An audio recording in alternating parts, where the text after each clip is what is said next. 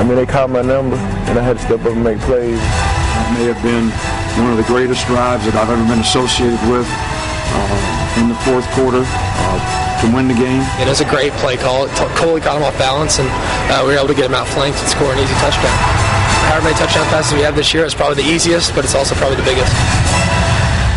Well, that was 1 year ago. Hard to forget the drive, Alabama's 14-play game-winning drive to beat Auburn in the final minute. Julio Jones had 4 of his 9 catches on that drive, and the wide receiver from Foley could be a big factor again in this Iron Bowl. Jones is having a tremendous year, and if the game turns out to be a shootout, Jones could have a huge day, especially if the Tigers load up front and try to stop Mark Ingram and Trent Richardson. Now, Alabama's offense has picked it up a couple of notches the last few weeks.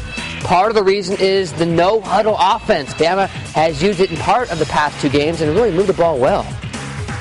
We seem to play fast and get going a little bit better when we do that. So, you know, that has been the advantage. We haven't made a lot of errors. It hasn't affected our execution. We've actually played better when we've played that way. Yeah, Jones has seen an increased role the last half of the season. He could be a major impact because of this. Look at what the top receivers in the SEC have done against that Auburn defense this year. Alshon Jeffrey, Greg Childs of Arkansas, and Georgia's A.J. Green, all big days against the Tigers. Gene Chizik thinks the key to slowing down Jones will be to put the Tide in obvious passing situations by stopping them on the early downs. With the rhythm that they're in, with a controlled passing game that they're really, really efficient at, in the physical downhill running game, we're going to have to be really good on those early downs and try to get some negative plays. And it's going to start with our defensive line, all 4 of those guys up front. Of course, that includes Nick Fairley, the former Williamson star. Now, while Auburn is worried about Jones and Bama's running backs, Alabama is obviously concerned about one guy, stopping number 2 here, Cam Newton. No one has been able to stop him all year, and as a result, the Auburn Tigers are unbeaten and number 2 in the BCS. He has run wild on opposing SEC defenses. He's a big playmaker. And beat him through the air, too. He's probably their best player. Fires it. Wide open! Newton is the first player in SEC history to amass 2,000 passing yards and 1,000 rushing yards in a single season. He is a dual threat and has Alabama's full attention. Any little cushion you give him, he will take it. And, he got deceptive speed where he can just get out and then get away from people.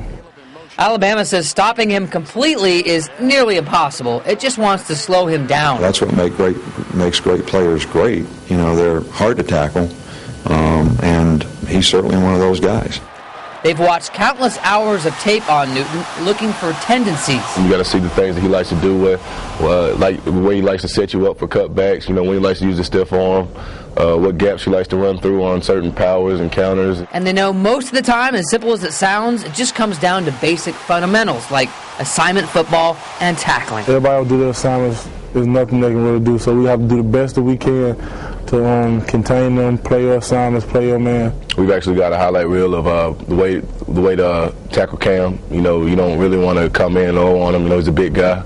So, he likes to stiff arm, he likes to cut back, so you got to be aware of that. You got to do a good job of tackling. You got to do a good job of leveraging, and you got to do a good job of tackling. Ultimately, I feel like if we do the scheme that Coach Saban has dialed up and we win in the defensive line, I feel like we'll do a pretty good job of slowing Cam down. And that will be the number 1 question on Friday, to see if the Tide can stop him. They are a 3-point favorite at home, a 1:40 kickoff from T-Town. Enjoy the game, everybody.